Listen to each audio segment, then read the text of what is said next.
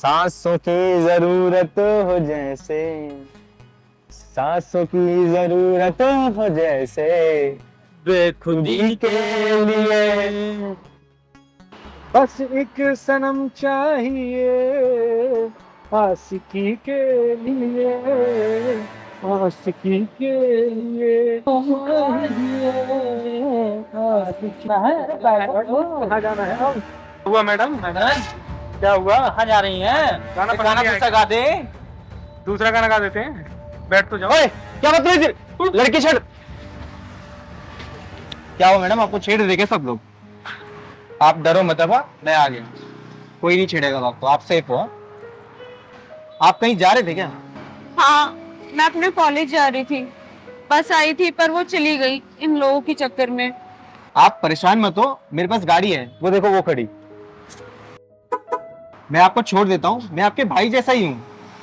नहीं नहीं, अभी बस थोड़ी देर में दूसरी बस आ जाएगी, मैं उसमें चली जाऊंगी। अरे आप मुझे अपने भाई जैसा ही समझिए, मैं आपको सेफली घर छोड़ दूंगा, चिंता मत कीजिए, अपने भाई जैसे ही समझिए ना मुझे।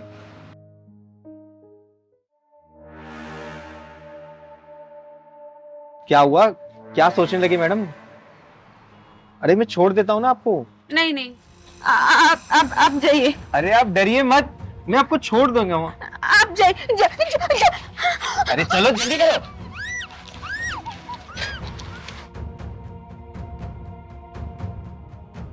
जा जा जा, जल्दी कर। जल्दी जल्दी मुंह बंद कर। चल भाई जल्दी चल।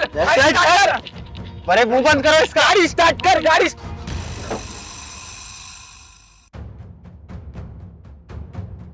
जा जल्दी।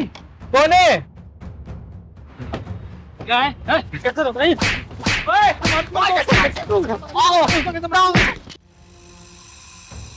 ओए कौन है तुम जो हमारे बीच में आ रहा है?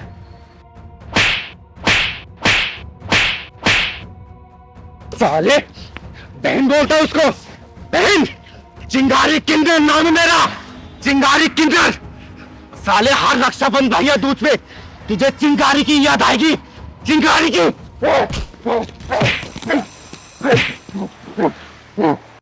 परवान, पुलिस को फोन कर। फोन कर साला, साला भाग गया हरामी।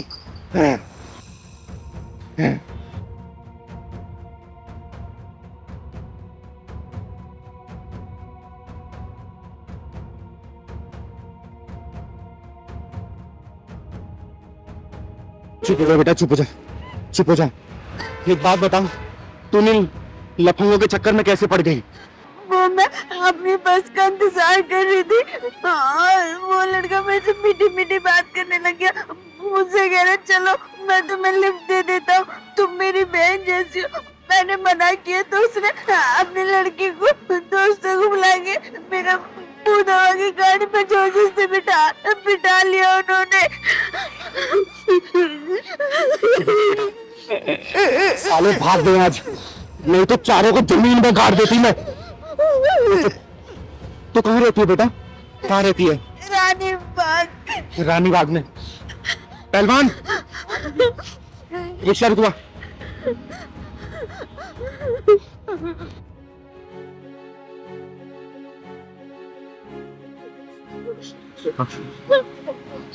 चुप हो जा बेटा, चुप हो जा। इसको रानी बाग छोड़ देना। बैठ बेटा, बैठ। और तू डरना मत, ठीक है? आराम से घर जाना है, ठीक है बेटा? भैया इसको रानी बाग छोड़ देना। चल पहलवान। भैया एक मिनट रुको, मेरे को नहीं जाना। दीदी मुझे ऑटो से नहीं जाना, प्लीज आप मुझे मेरे घर पे छोड़ दो ना। ठीक है बेटा, तू घबरा मत, मैं तुझे घर छोड़ के आऊंगी, ठीक है? घबरा मत। दीदी आज आप ना होती तो न जाने मेरा आज क्या होता। बेटा, भगवान पे जिसे भरोसा होता है ना, उससे ऊपर वाला किसी न किसी रूप में बचा ही लेता है। मेरे लिए तो दीदी आप ही भगवान बन के आई हो आज। ये तो मेरा कर्तव्य था बेटा, क्योंकि मैं कभी भी औरतों और बच्चों को मुश्किल में नहीं देख सकती।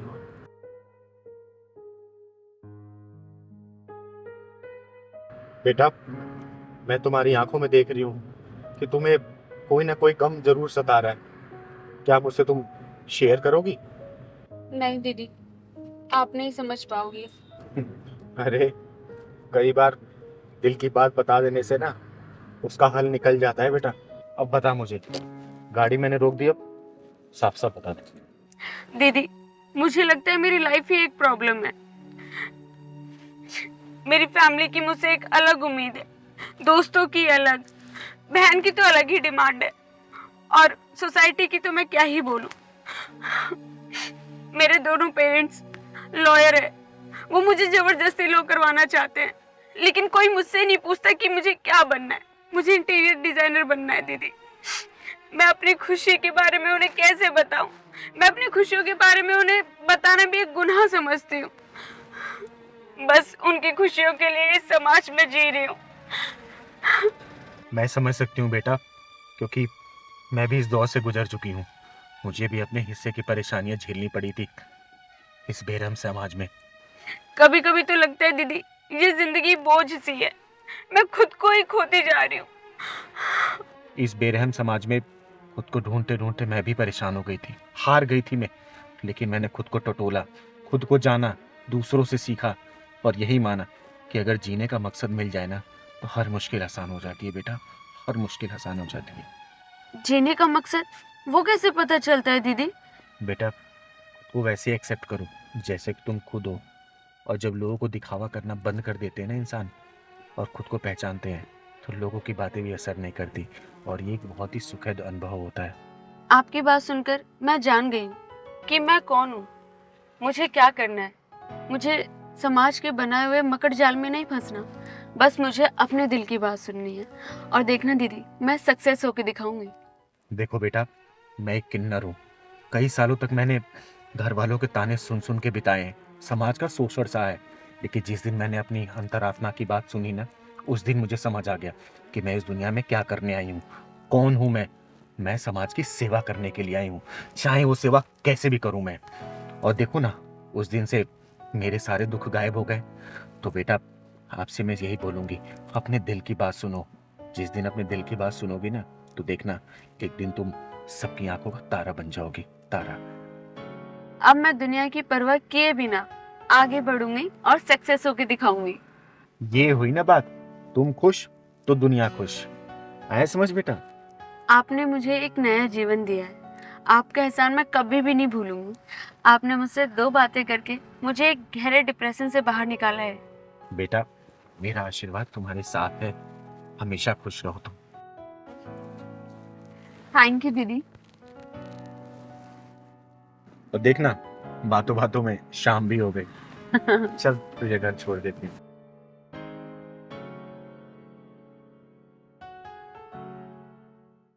मारूंगी ना तुझे। पहलवान, चिंगारी कुछ भी हो सकती है लेकिन घमंडी कभी नहीं हो सकती। वैसे ये बात तेरे दिमाग में आई कैसे? दीदी बस मेरे मन में आया तो बोल दिया। बेटा पहलवान, घमंड इंसान का सबसे बड़ा दुश्मन होता है और इस दुश्मन से हमेशा बच के रहना चाहिए। आई बात समझ में तुझे? जानता है हम कहाँ जा रहे हैं? हम लोग चौधरी जी के यहाँ जा रहे हैं। उनके घर में 20 साल के बाद लड़का पैदा हुआ है, तो आज थोड़ा सज सवर के जाएंगे ना। एक काम कर, तू भी बढ़िया से कपड़ा पहन ले। फिर तो दीदी मोटा माल मिलेगा। हाँ हाँ, सही कह रहा तू। चल अब मैं तैयार हो गई, चल।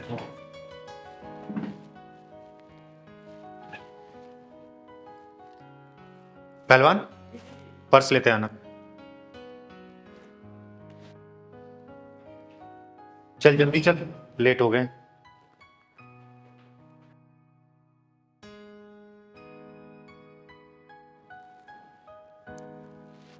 चल पहलवान, गेट बंद कर दे।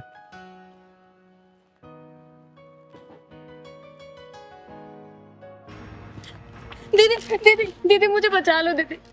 दीदी मेरी इज्जत और जान दोनों खतरों में। ओहो, फिर से आज नई भसूड़ी। बात क्या है बेटा, साफ साफ बता।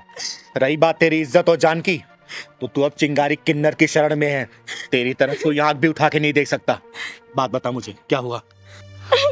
दीदी, मेरा नाम भावना है और मैं मुल्तानी मोहल्ले में रहती हूँ। मेरा पति एक नंबर का शराबी है और मेरा जेठ, वो तो एक नंबर का अय्याश है। लगता है मामला गंभीर लग रहा है। जाने के पहले ही दीदी ढक्कन लगा के जाएंगी। बेटा तू डर मत, तू आ वहां बैठ और बात बता मुझे साफ साफ। डर मत बेटा तू। बैठ यहाँ पे। हाँ भावना, अब बात बताओ, घर में कौन कौन है तुम्हारे? हम 3 लोग हैं, मैं, मेरा पति और मेरा जेठ। मेरी जेठ की गंदी नजर रहती है मुझ पर। जब मैं घर में अकेली रहती हूँ तो मुझे पता नहीं बहुत गंदी नजरों से देखता है। ये बात तुमने अपने पति को बताई कि नहीं बताई? रोज बताती हूँ शराबी को कि तेरा भाई मुझे अपनी लुगाई बनाना चाहता है। तो तेरा पति अपने भाई को कुछ भी नहीं कहता है क्या? वो कमीना तो कहता है कि मेरा बड़ा भाई है, उसे भी खुश कर दिया कर, तेरा क्या घिस जाएगा उसमें। हे भगवान, ये सब क्या हो रहा? कैसे कैसे लोग? ऐसे नीच और हरामी के पिल्लों के पिछवाड़े में ढक्कन लगा के, बिना ढक्कन वाले गट्टर में डाल के ढक्कन लगा देना चाहिए। दीदी क्या बताऊं, कल रात तो हद ही हो गई।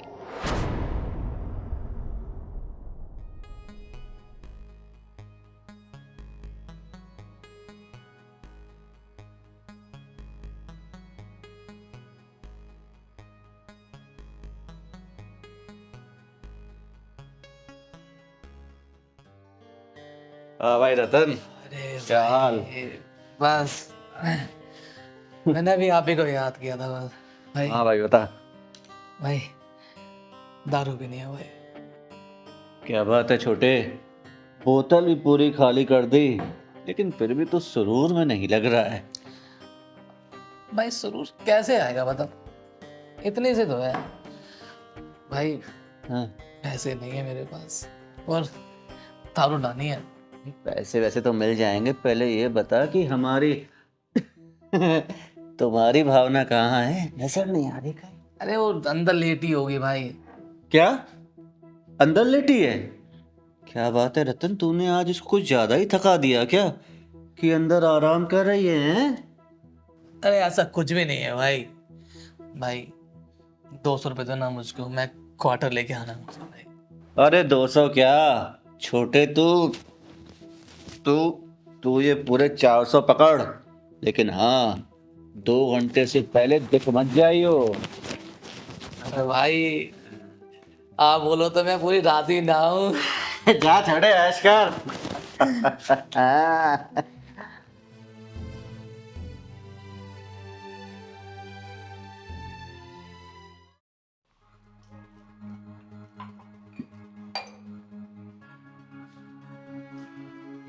अरे जेठ जी आप? ओ पानी पीने आया था ना मैं। पानी दे दो क्या?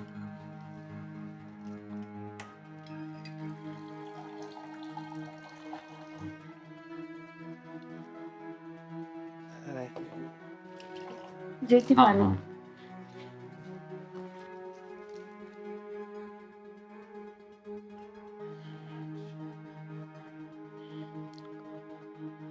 ये चाय बना रही हो ना?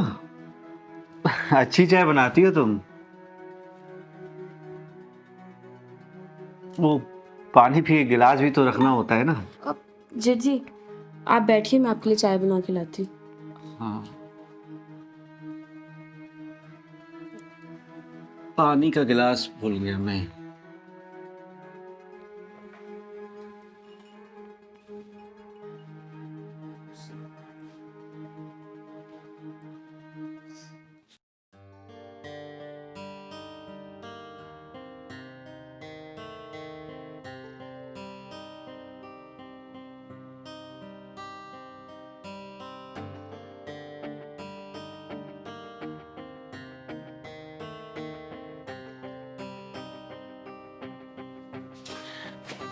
क्या भाई छोटे, क्या ढूंढ रहा है? मुझे पता था तेरी किस्मत इस बोतल की तरह हमेशा खाली रहेगी। रुक, ये ले, पूरे 500 रुपए हैं, ऐश कर। भाई थैंक यू भाई। अभी भी ऐश कर और मैं भी ऐश करूंगा। मुझे मुझे करना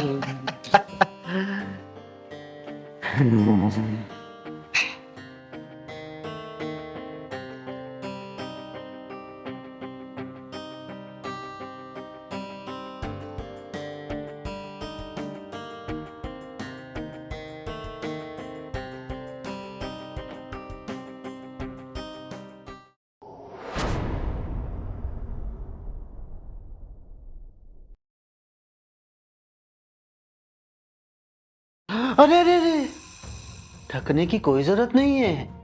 अरे जैसे रतन है वैसे ही ये अमन है, कोई फर्क नहीं है, कोई भी अंतर नहीं है। आजमा के देख लो एक बार। जेठ जी, नहीं जेठ जी, मेरे पास मत आना। जेठ जी, मैंने कहा मेरे पास मत आना। अरे तो तुम मेरे करीब आ जाओ,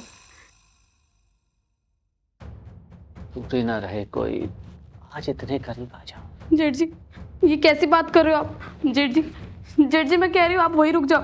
लेकिन इस बेकरार दिल का क्या करूं जो तुम्हारे इस प्यारे प्यारे कोमल कोमल मखमली गालों पर फिसल चुका है।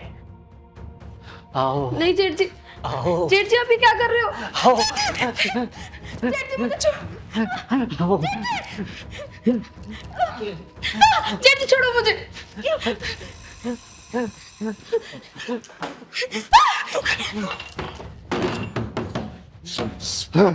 निकल गई हाथ से चिड़िया। दीदी, बड़ी मुश्किल से उन दोनों कमीनों के चंगुल से बच के आई हूँ कल रात में। दीदी, मुझे बचा लो उन दोनों से। दीदी भावना बेटा, रोते नहीं है, क्योंकि रोने वाले को दुनिया और रुलाती है। उन दोनों कमीनों का आज पिछवाड़े में ढक्कन नहीं डालूंगी। आज उन दोनों के पिछवाड़े में ढक्कन घुसेड़ के आऊंगी मैं। औरत को अपनी हवस का सामान समझने वाले ऐसे हरामियों को इस धरती पे जीने का कोई अधिकार नहीं है। भावना, तुम मुझे अपना एड्रेस बताओ। 309 मुल्तानी मोहल्ला। किसी से भी पूछ लेना रतन बेवड़े का घर कौन सा है, कोई भी बता देगा। आज उस बेवड़े के पिछवाड़े में पूरी बोतल घुसा के आऊंगी मैं, क्योंकि चिंगारी किन्नर नाम है मेरा, चिंगारी किन्नर। और चिंगारी किन्नर की इंसाफ वाली डायरी में ऐसे हरामियों के लिए सिर्फ एक ही सजा है, वो भी है सजाए मौत। पहलवान, जी जी जी। तू भावना को लेके अंदर जा, आज मैं आती हूँ जल्दी। साली पता नहीं कहाँ भाग गई। अबे तुझे भागने की पड़ी है, हैं? मेरे अनुमान तो यहाँ सुलगते रह गए ना। याद है जब से वो घर में आई है तब से तुझे दारू पिला रहा हूँ, इसी उम्मीद में कि कभी तो मेरी पकड़ में आएगी। कल रात मौका भी मिला लेकिन चिड़िया उड़ गई। फाड़ फाड़। एक बात याद रखना, एक एक पैसे का हिसाब लेकर आऊंगा तुझसे। हाँ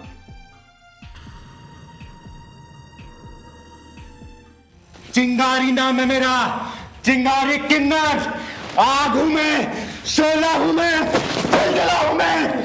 तुम जैसे हरामियों को इस धरती पे जिंदा रहने का कोई अधिकार नहीं। तुम दोनों की जिंदगी के पिछवाड़े में मौत के ढक्कन लगा जाऊंगी मैं, मौत के ढक्कन।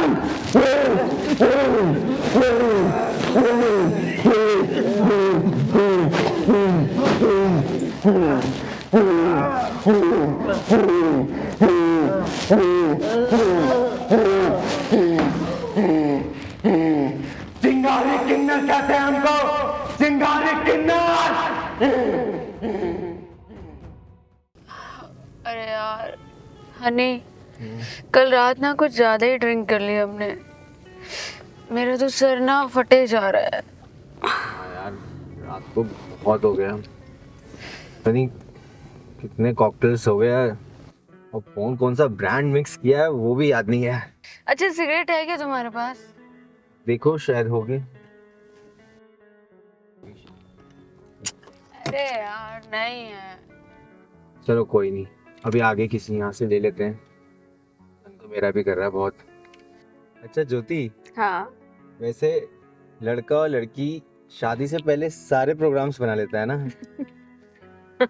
यार शादी के बाद कुछ बचता ही नहीं है प्रोग्राम के लिए। शादी से पहले ही सारी मलाई। यार बचेगा कहाँ से जब लुटेरे ही आसपास मंडराते रहते हैं तो।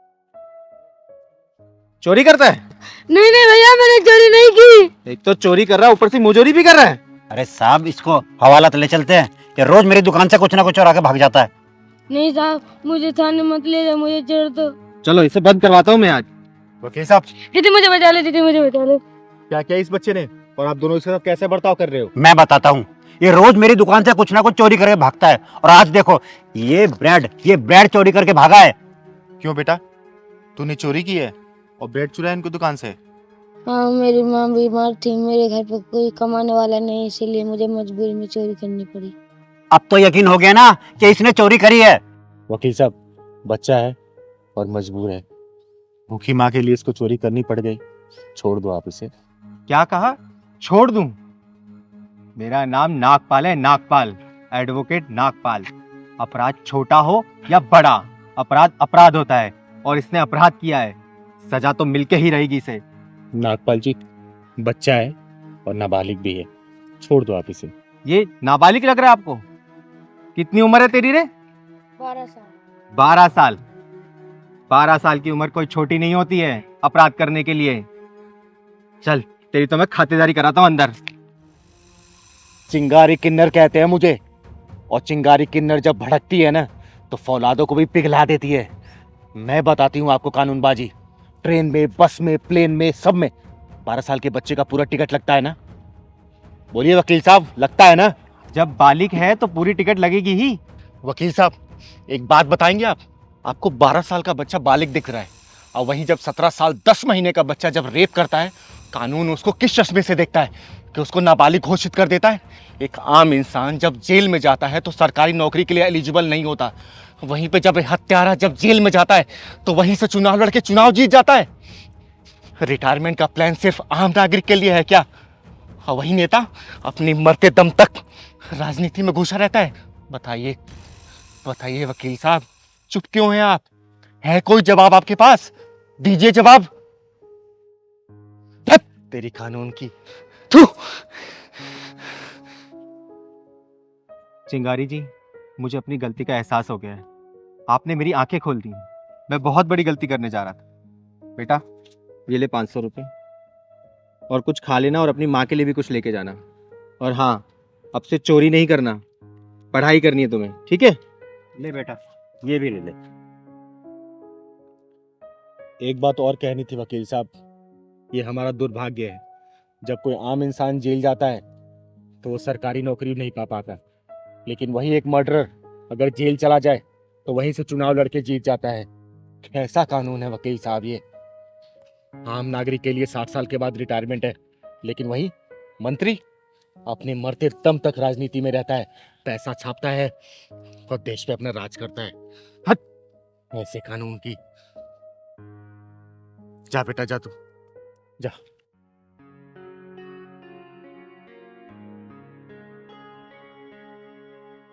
चलते हैं वकील साहब। चल पहलवान। चलो दी। चलो वकील साहब, आपकी बात करते हैं।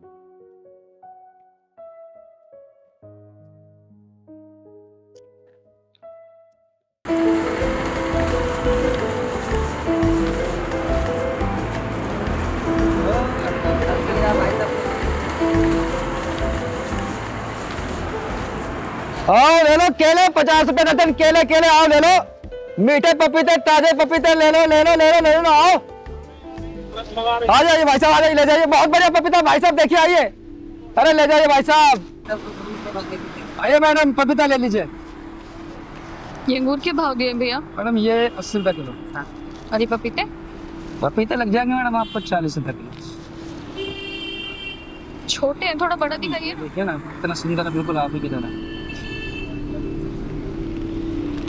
इससे बड़ा साइज नहीं होगा क्या? मैडम आप ये देख लीजिए फिर, कितना बढ़िया पीस है मैडम। अरे ये सब छोड़िए, ये पपीता आप जैसे खूबसूरत लोगों को लिए, जरा देखिए तो सही।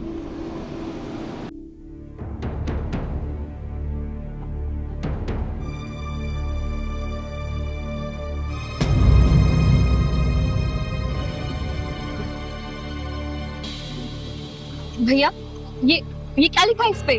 आप होश में तो हो? पहलवान, हाँ दीदी, दाल में कुछ काला लग रहा है।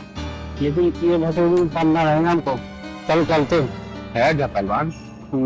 अगर देखता हो यार माजरा क्या है। मैडम, अगर आपको ये बात पसंद है तो मैं आपको 1 लाख रुपया दे सकता हूँ, वो भी 1 लाख का। तुम्हारा दिमाग तो नहीं खराब हो गया है? नाम क्या है तुम्हारा? मैडम जी, तलाश नाम है मेरा, और मैं हमेशा आप जैसी खूबसूरत लड़कियों की तलाश में रहता हूँ। तो अगर डील पसंद है तो बोलिए।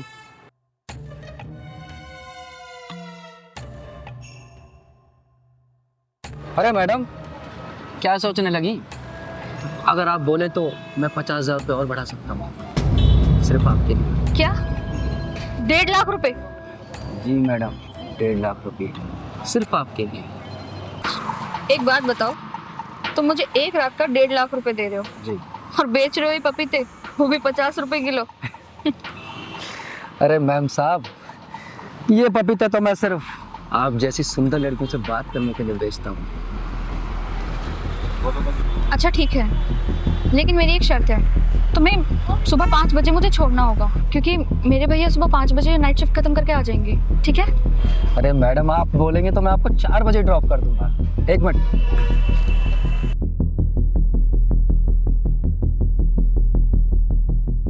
7 बजे इस पते पे आ जाना। ठीक है, मैं आ जाऊंगी, लेकिन तुझे अपना बात याद रखना, 1.5 लाख का। अरे मेरी जान, याद रहेगा तेरे लिए 1.5 लाख रुपया। क्या बदतमीज है? कौन है तू? तेरे लिए मौत का शिकंजा और फांसी का फंदा। नाम है चिंगारी, चिंगारी के नाम। पर आप इन्हें मार क्यों रही हैं? ये बेचारा तो अपने परिवार को पालने के लिए फलों की रेडियो लगा रखती है। सुनो लड़की, ये तुझ जैसी लड़कियों को बेवकूफ बनाने के लिए फलों की रेडी लगाता है, ताकि तुम्हें लालच दे और घर बुलाकर तुम्हारी वीडियो वायरल करे, समझी? बोलेगा अपने मुंह से या तेरा चिट्ठा खोलूं मैं? ये आप क्या कह रही हैं? और आपको कैसे पता कि ये सब ये करता है? इस इलाके की 3 औरतों और 2 लड़कियों ने आत्महत्या कर ली है, जिसका जिम्मेदार सिर्फ ये है। बहुत दिनों से मैं इसकी ताक में थी, आज ये रंगे हाथ पकड़ा गया है। क्या उन सभी मौतों का जिम्मेदार ये है? हाँ, इसका एक गैंग है जो अलग अलग इलाकों में यही काम करता है सिर्फ। या अल्लाह, अच्छा हुआ दीदी, आपने मुझे इस कुत्ते के चंगुल से बचा लिया।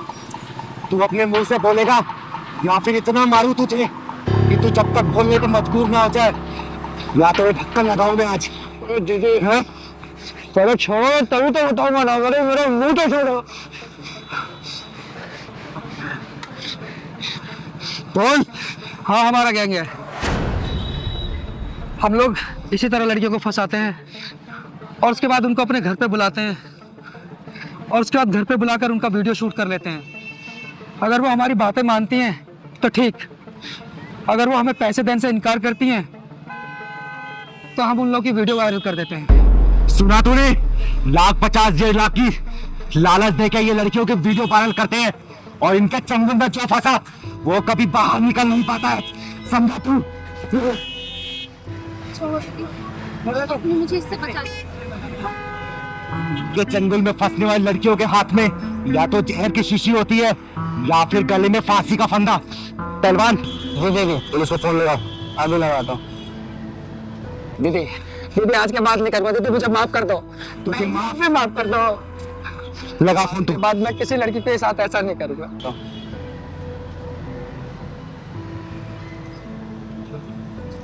Hello, police station. बहन जी, आप भी माफ कर दो। आज के बाद मैं किसी लड़की को ऐसे नहीं देखूंगा। लगा। बहन जी, माफ कर दो।